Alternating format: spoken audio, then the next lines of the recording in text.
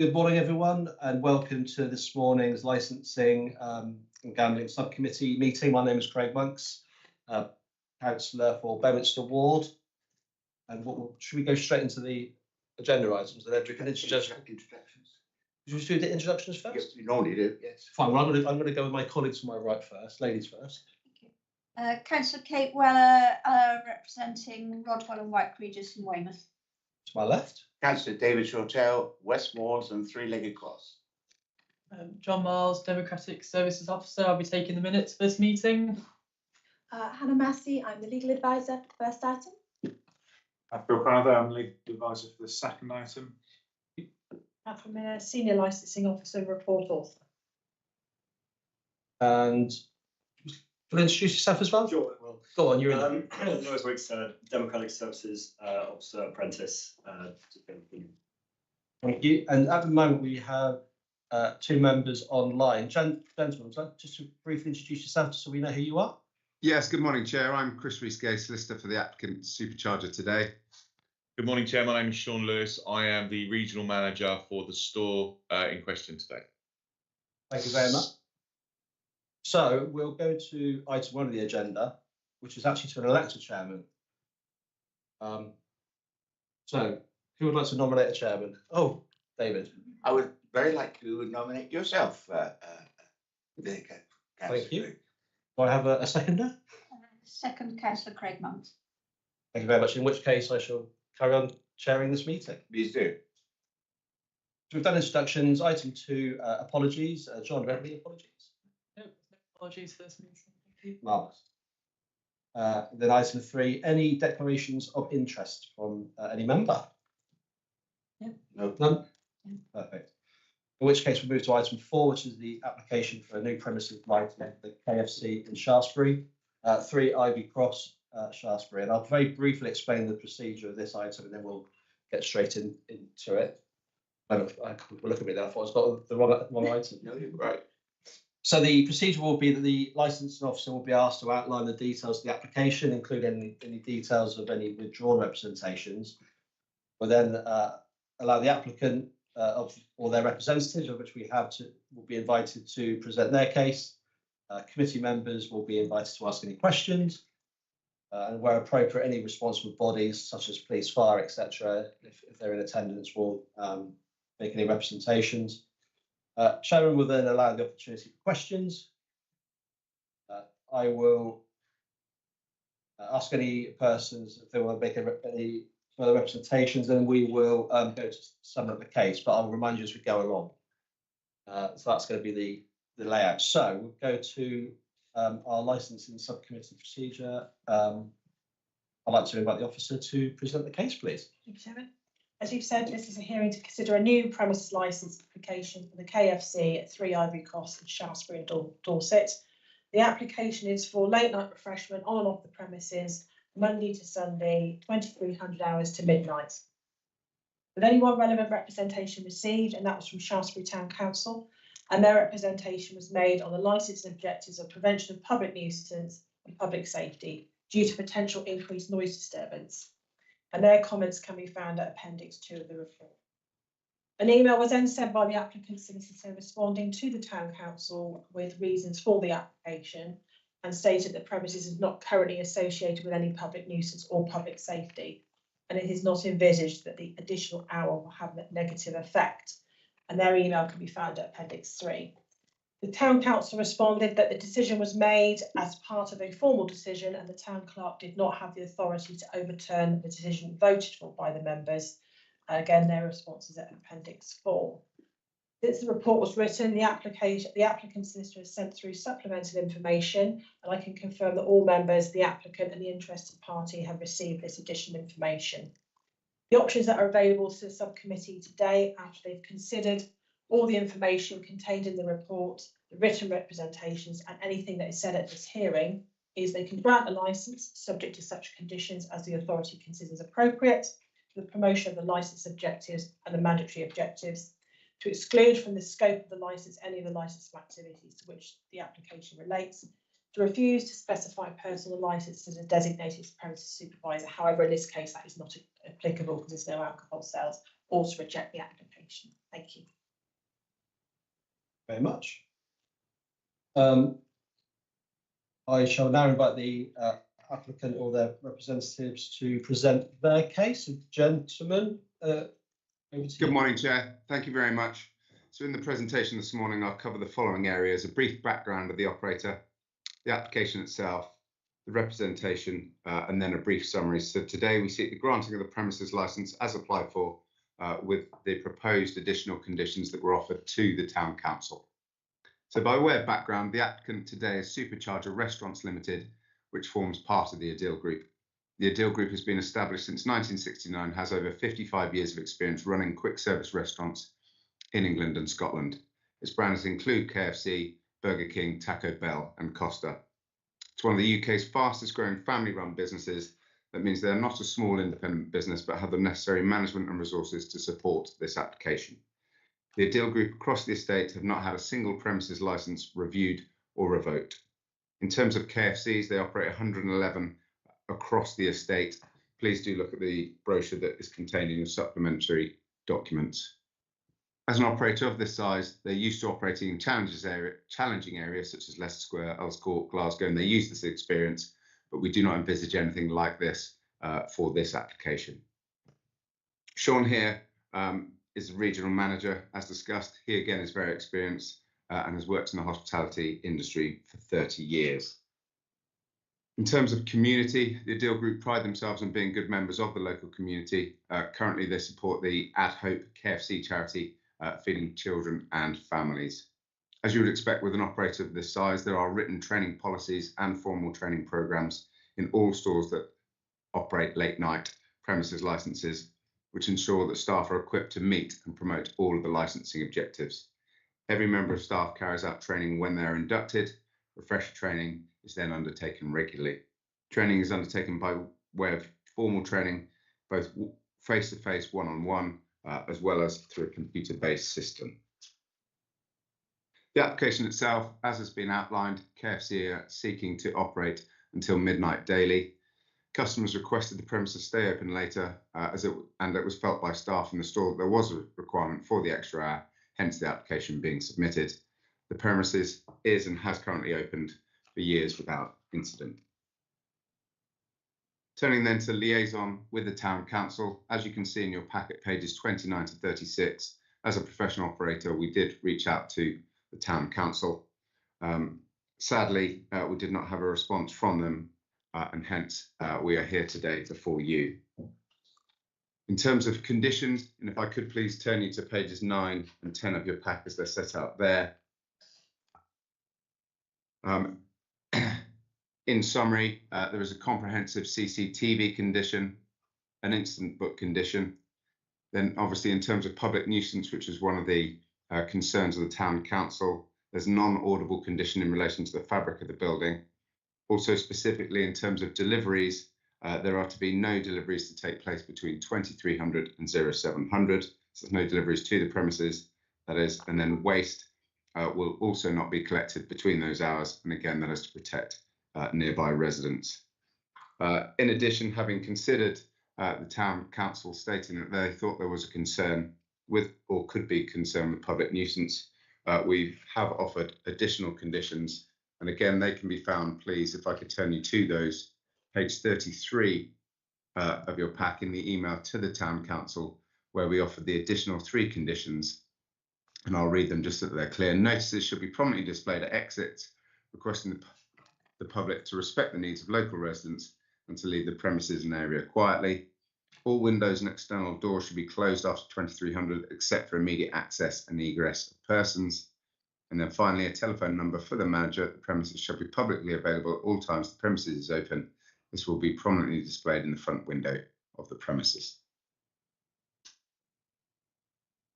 Turning then specifically to the representation, as you know, there is only one, and it is from the Town Council, and that's at pages 25 to 27 of your pack. It states that if approved, it would set an undesirable precedent for late night opening. To put this in context, we're seeking 1 extra hour until midnight of an already trading well premises. In addition, the committee will be aware that every application should be taken on its merits and that a floodgate argument simply does not wash. It mentions increased potential of noise disturbance. There's not a shred of evidence to support this. Indeed, no local residents have submitted representations. They also mention grounds of public safety. I think there's some form of confusion here. Obviously, the committee will be aware that public safety relates to safety of those on the premises, meaning their physical safety when on the premises, and indeed there is the condition offered in relation to that. They will not be allowed access to the hot food areas. We therefore do not believe there's any issue in relation to public safety with this well-run operation. In terms then of responsible authorities, as set out in the section 182 guidance at paragraph 9.12, each responsible authority will be an expert in their representative field, the police for crime and disorder and the environmental health for nuisance. As you're aware, neither responsible authorities have submitted a representation. A sign we say that they are content that Supercharger will promote the licensing objectives, and particularly pertinent, obviously, because of public nuisance. There is nothing from environmental health in relation to this application. The committee will also be aware of the extensive powers, including that of review, that are available for local residents and responsible authorities should there be any issues. Obviously, we say there will be none. So I have a very brief summary, but I will come to that after questions, if that's okay with you. Obviously, Sean and I are on hand for any questions that you may have. Thank you very much for that. Yeah, that would be great. So just in which case, just to move on, I'm not aware of any other bodies with us today or any representations have been made. So we will move to questions. I think normally I'd come back to the officer that presents the case and see if you have any questions. I have no questions, thank you, Chairman. No questions? Gentlemen, do either of you have any questions from the report you had from the officer? Nothing from us, Chair. Thank you. In which case I shall turn to my colleagues and ask if you have any questions of either party. I don't think I do. Your representations are very comprehensive. This is just a thought, because it often happens. Do you ever have any complaints about your customers parking, causing a problem in that area with parking? I don't see any mention of it from the town council or anything. There are, yeah, no, to the best of my knowledge, when I've had in-depth conversations with the area coach and the RGM of the store, we haven't had any complaints about any parking issues regarding the site. Thank you. Just also confirm that parking isn't irrelevant. We can take it into account. It's not part of the licence. No, no. Councillor Schwartz, do you have any questions at all? I noted that you've got some facility for drive-through service. Yes, that's correct. Yeah. With the provision of alcohol, would that be available to drivers who are driving through and then taking them away? No, No, Councillor, we haven't applied for alcohol. This is a purely just late night refreshment, just the sale of hot food for this application. Obviously, as a Kentucky Fried Chicken, it's not an offering that the Adil Group offer. Oh, that's fine. Okay. Didn't read my notes properly. In that case, then I have got no further questions. I actually don't have any questions either. I think the report and the submission has been pretty clear. I do note the town council's objections, but appreciate that you have responded to them as well. So I'm fairly happy with the correspondence between yourself and the town council. And obviously, unfortunately, the town council aren't here today, so we can't ask any questions of them. So in which case, I shall ask parties to sum up if we're happy. Where should we start? Thank you, Chair. Please. So this is an already well-run operating KFC seeking just one extra hour of trade. There is to be no sale of alcohol. The application is made by an experienced operator with a very experienced management team behind them. The Adil Group has never had a premises licence reviewed or a vote. The operator has reached out to the town council, but unfortunately to no avail. There are comprehensive conditions offered in relation to the licence that deal with the particular concerns raised, in addition to the additional conditions. Most importantly, there is no representation from a responsible authority, the police or environmental health, in particular with public nuisance being mentioned by the town council. We say that should give you extreme comfort. The committee are also aware of the extensive enforcement powers available should they be required. Obviously, we say that they will not be. On this basis, Chair, we would ask the application be granted as applied for with the 3 further conditions that were offered to the Town Council. Thank you, Chair. Thank you. And I shall pass over to our. I've nothing further to add, but just to clarify, the town clerk that we were corresponding with had left. Yeah. And we weren't aware of that until I think it was Tuesday. So hence why a lot of we hadn't had anything responses back, but yeah, they had left. So Okay, thank you. In which case I shall lean to our legal advisors and make sure that I've done everything properly. Perfect. So, in that case, unless there's anything else from anyone else, everyone looks to be fairly happy. I'm going to move to item 8, which is just to state that we will retire shortly and consider the application. You will receive a decision from the subcommittee in writing, gentlemen, within 25? 5 working days. 5 working days, and then you have 20. If you're not happy with the decision, you can 21 days. Which magistrate's court? Weymouth? cool, I would Paul? imagine. Okay, so I'm just going to clarify that. You'll receive It's fine, Chair. Well, I've got to say it because we're live. So you'll receive writing of the our decision within 5 days, and if you're not happy, you can go to Paul Magistrates Court within 21 days, should you wish. Lovely. Thank you, Chair.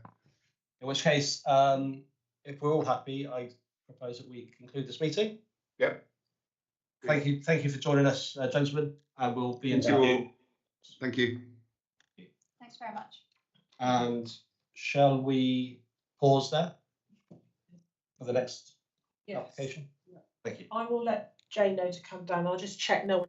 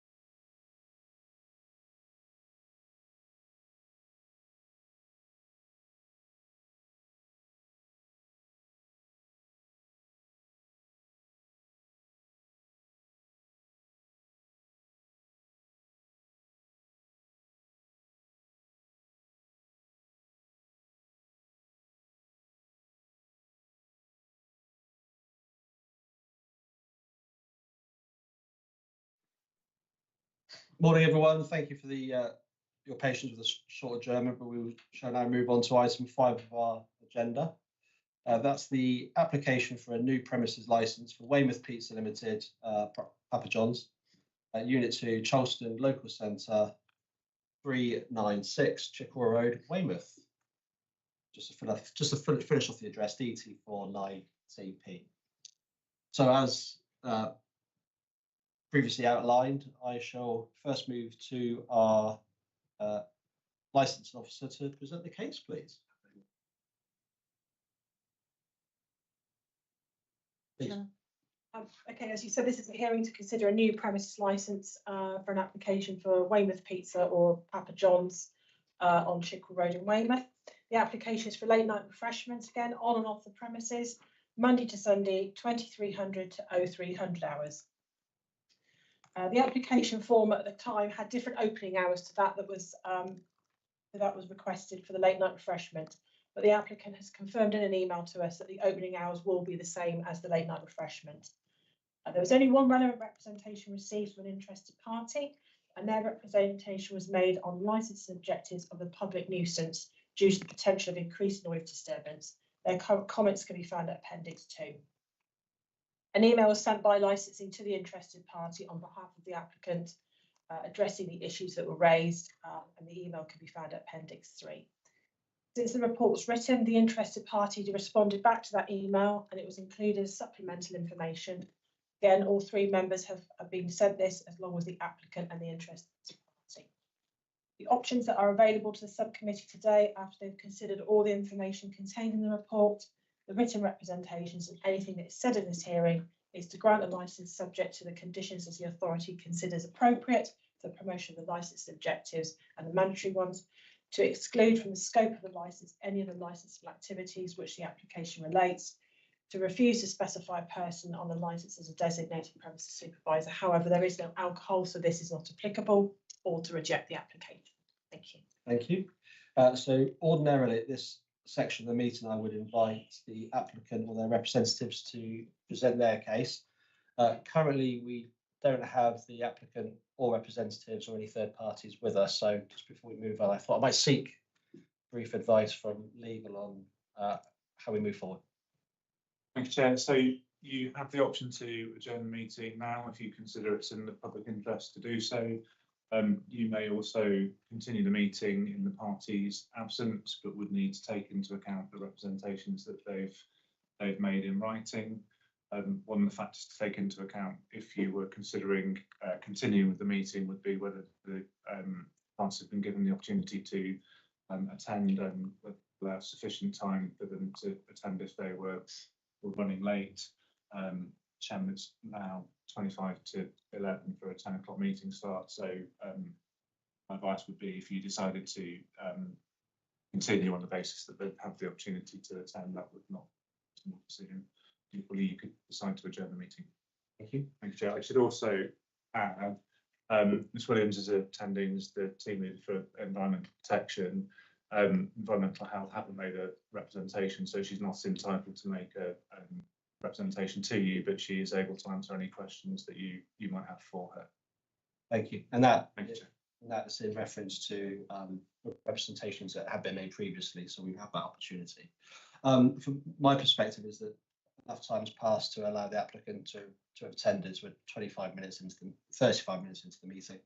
We've not had any contact from parties to explain they're running late, so I can confirm I did ring the party last week to see if what they were doing, and I left them a voicemail to call me. They've had emails and I've had nothing. So colleagues, do you have any views? My view is that I'm happy to continue. I think we should continue. I think we should continue. In which case, some of my colleagues are happy to continue. So we won't have those representations from the applicant, but I can confirm that we have obviously had read the previous correspondence that's been circulated and correspondence from third parties. So, move to questions. Colleagues, do we have any questions? Nothing from me. No? Do you have a question? This may not be relevant, but you may be able to shed some light on this. for me. There are two fast food outlets on the same site. One's a fish and chip shop, and one's the pizza place. The complaint seems to be to Papa John's rather than to the fish and chips, but I would have thought it was almost impossible to differentiate which one was causing the odour problems. Am I right in thinking that? Potentially. Obviously, fish and chip smell and pizza smell are slightly different. If we were called upon to undertake an investigation, we would be doing it in person. Unfortunately, we don't have, like we have for a noise meter, we don't have a smellometer. They don't exist. So it is, any investigation is undertaken in person by my colleagues. We would be going there at permanent times, and we would be taking those observations at the complainant's property, which is how we determine whether a nuisance is arising or not. And carrying on from that, you're not aware of us having had any complaints from the fish and chip shop? I haven't searched that, but Nothing flags up. Nothing flags up at this time, I'm afraid. I'm certainly not aware of anything associated with Papa John's. I did do that research before I came to join you. Thank you. Thank you very much indeed. Just two quick questions from me on the same point.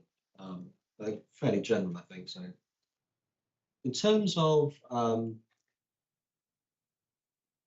what mitigation that could be considered, I tend to, I feel that sort of smells from a restaurant might be difficult to consider mitigations that would in licensing, and I would be quite happy for officers of legal to jump in as well with your view. But I wonder, I suppose, what could be done, because we've had one representation, so it's not like we've had loads. I wonder what would be reasonable. There are inline systems that you can put into ductwork as part of the extraction system. Equally, you can do external works, extend the flue height, install things within that element of duct. It depends how much size you've got in your kitchen, if you like. Things like activated carbon filtration, ozone filters, that sort of thing. Unfortunately, they do cost money. Normally, in the planning process, we would like to see such things installed as part of the development of a site, but they can be add-on systems. There are add-on systems that can be obtained. And the last question from me, with regards to our considerations, as this committee, we obviously follow the four licensing principles, which is prevention of private disorder, prevention of public nuisance, public safety, and protection of children from harm. But this, again, it's an open question, not just for yourself, I suppose, but where could smells sit within our objectives? It'd be public nuisance. They are mentioned in the 182 guidance about odours. It comes under odours and litters. So you can have litter, odour, lighting. Right. Can be public nuisance. Thank you. That's all my questions. Did I conjure up any questions from any of my colleagues from that, or anyone else for that matter? Or If I could come back, and this might be sort of directed at both of you to an extent. The applicant says that they've got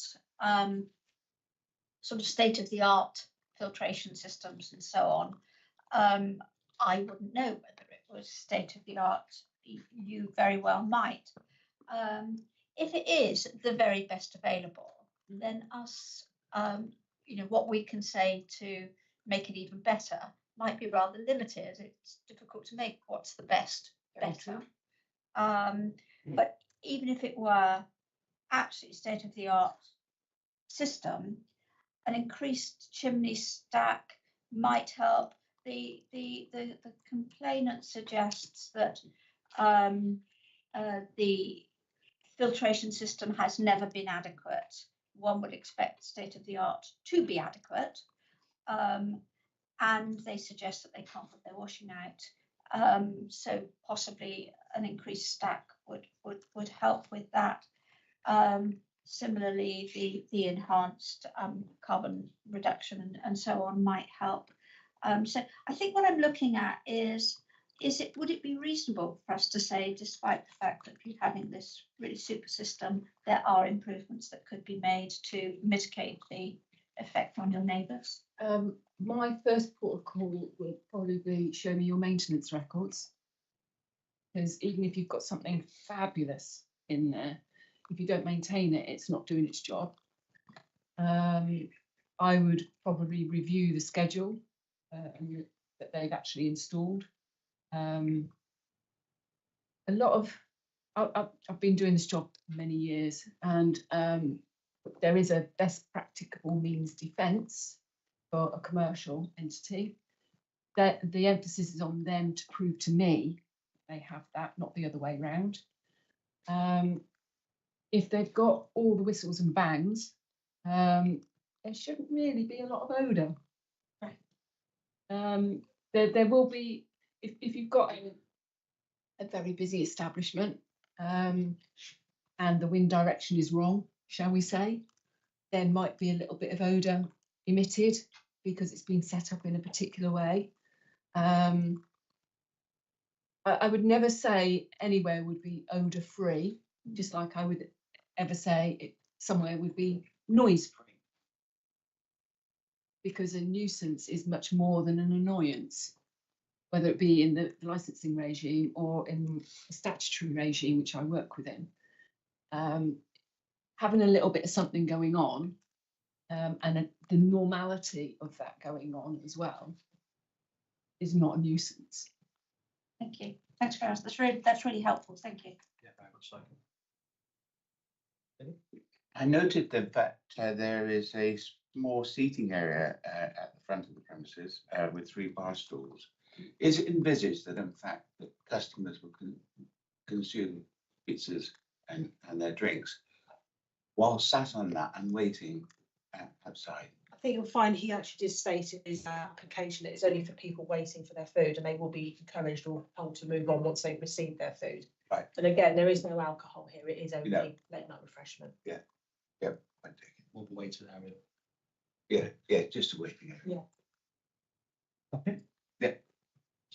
Okay. Yeah. Marvelous. So in which case, thank you for coming down and helping us with that. So in which case we will move on to, in the absence of any other third parties, summing up the cases. So one to be summed up. So I guess we'll be fairly short. I have nothing further to add. No, nothing to say. No. Okay, thank you. So as ever, I'm just going to lean over to our legal colleagues and make sure that I've done everything properly. Yes, sir. Well, I haven't finished yet, but we'll 3 stars. perfect.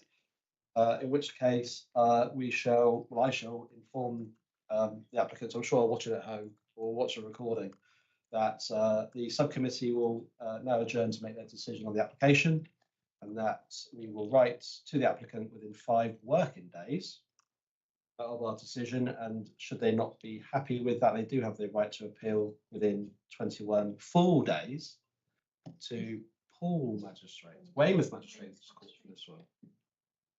Nearly got there. Marvellous. So in which case we'll move to item 6. Any? Sorry, I would just add that it's if any of the parties are unhappy, object to the decision, then they can appeal, not just the applicant. Oh, yeah. Okay. Thank you. I know I spoke too soon when but check with legal to make sure I got it all right. So in which case we can then move to item 6, urgent items. I believe there's no urgent items unless really urgent items come in since the meeting started. And then we'll move to item 7, any exempt business. No exempt business. In which case, if there's nothing else from anyone else, I propose that we close this meeting at 10:46.